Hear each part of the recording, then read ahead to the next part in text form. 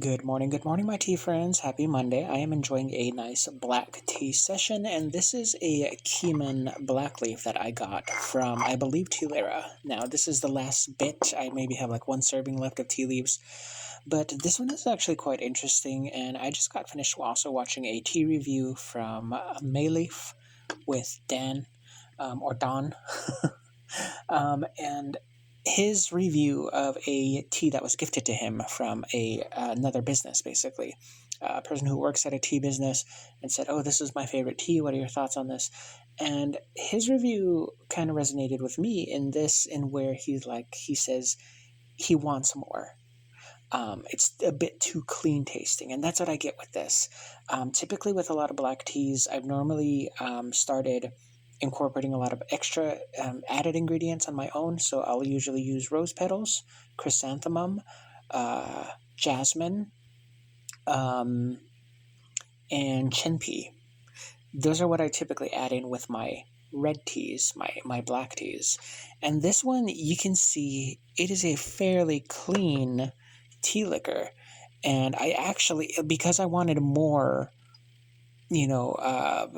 what's the word, astringency to it, more depth to it. I actually, which you should only do if it's just your individual session, not if you have guests. I actually poured it back into the guy. I want to steep it a little bit more. But this is,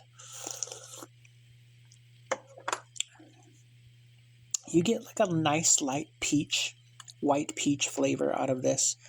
A little bit of a touch and hint of honey, but I want more musk. I want more smokiness to this. And this really isn't that astringent. By the way, shout out to a former colleague of mine. He got me this teacup before he left. He's off on a new job now, but we still catch up and have tea sessions every now and again. But yeah, it's really interesting, your preferences of teas on your journey as you're drinking more and exploring more. And I think just because I got so used to consuming the dark teas like Anhua, or I've been really having a lot of like Rogoi, or more of those cinnamony spiced roasted oolongs, right? The rock teas. Those have more depth and complexity to this.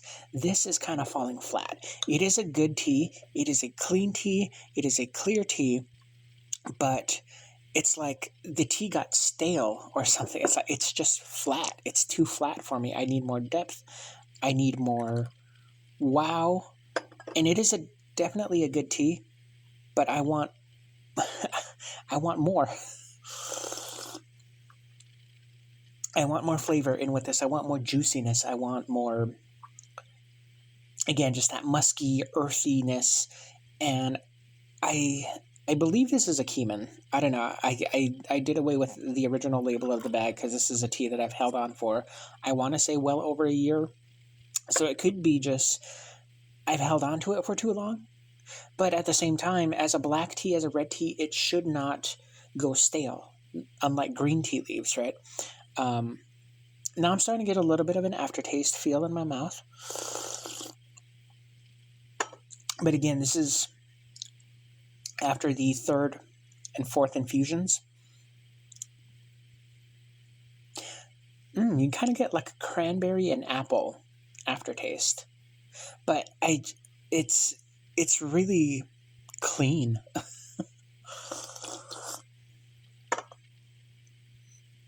Yeah, like this is, I would equate it to, this is more so like a vodka when I want more rum. I want, and I don't even drink alcohol, but this is the best comparison and description I could give you guys is, it's clean, it serves its purpose, it has a nice flavor to it, good profile, but it's not rich enough for me. And so I just wanted to share these thoughts with you. What are your take on this? Do you find you like more funky type of teas. I'm starting to get like this with my pu'ers as well. The more pu'ers that I drink, the more sophisticated I get with my pu'er teas and my dark teas, my aged teas. I can immediately tell when I get the really bad stuff or the stuff that isn't aged as well. I just purchased a 20-year pu'er cake. I have yet to break into that, so I plan on doing that this evening. But there was a tea cake that I also purchased just before, like about a week or two ago, and it was from, I believe, 2021.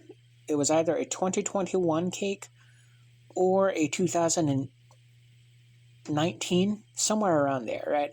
And my review that I left of it is that it's not well aged enough yet. It is a good tea. It is a okay tasting tea, but the maturity is not there yet in the development of the leaves and the aging process.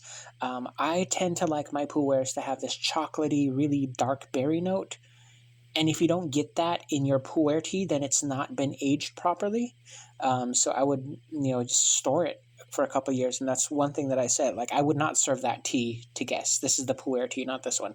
This one I would be able to serve to guests if you wanted like a black tea for the caffeine, but something that was less subtle.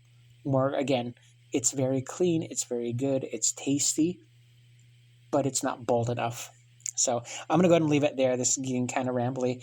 Hope you guys have a good Monday. Thanks for listening to me talk more about teas. If you want more tea reviews, go ahead and leave a like and a comment down below.